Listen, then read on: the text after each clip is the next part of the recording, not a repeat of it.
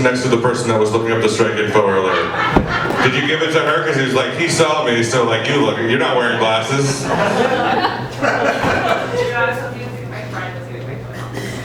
Cool. I didn't hear what you said, but let's move on.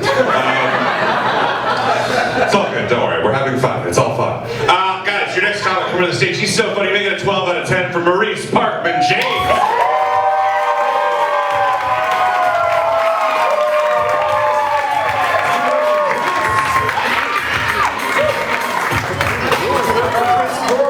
Hey, how you guys doing? My name is Maurice Parkman James, and I have a bit of a confession for you guys. I'm a black man, and the confession. It isn't. But I feel kind of like a white woman on the inside sometimes. You know, it's a little bit weird. Like I don't know how to play basketball. It's embarrassing, I know. And I'm like, you know, fuck the police, but also, well, call the police if you park in my driveway, you know? It's really hard. And I have an abundance mentality, which is really weird because my parents grew up really poor from Mississippi. You know, my dad's a doctor, my mom's a math major. And my entitled ass is out here trying to be a stand-up comedian, you know? With a degree that my daddy bought me, you know? Yeah. It's embarrassing. But there's some good things about being a black man / white woman. I am the most popular category on Pornhub. And there's some commonalities, you know, between us. You know, for example, we both know what it feels like to have love for talented musicians who are suffering from a mental illness. I think we should free Britney and put Kanye into a conservatorship, you know? And we can learn a lot from each other too. Like I was at a dinner party with a friend over a friend's house, and they introduced me to their little daughter, you know, and she's a cute little girl, and they're like, Maurice, Chloe, Maurice. And I'm like, hi, Chloe, nice to meet you. She's like, hi, chocolate face man. I know, I felt offended and delicious because black people love chocolate. Woo! We love chocolate so much that we identify with types of chocolate based on our skin tone, you know? True. Like me, I'm a free trade organic milk chocolate, 50% cacao, sea salt, definitely nutty. Yeah, my man back here is like, we're like a mocha, you're like a bittersweet, sort of like 90% cacao. Yeah, exactly. You're like a hazelnut. Like we identify as chocolate. Right, but then of course Chloe then looks up at me and goes, what about white chocolate? Right? So then I had to explain to this little girl, I'm like, well, Chloe, white chocolate is racist. It's like the Elvis Presley of chocolate.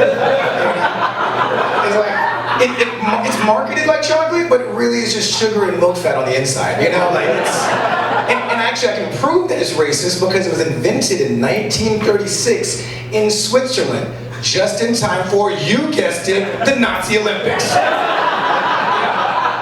Hitler invented white chocolate because he was mad Jesse Owens beat his athletes at the Olympics. Look it up. Yeah, he was like handing out white chocolates like a racist Easter bunny. He was like, one Aryan white chocolate for you, one Aryan white chocolate for you, white chocolate, white power. And that's when I was politely asked to leave the dinner party. And then, my friend actually, my Mexican friend actually revealed to me that actually chocolate, when it comes out of the ground, is actually reddish brown, right? So I was like, oh, the thing that was stolen from us was actually stolen from the indigenous people? I never felt more white in my life. It was a revelation, yeah.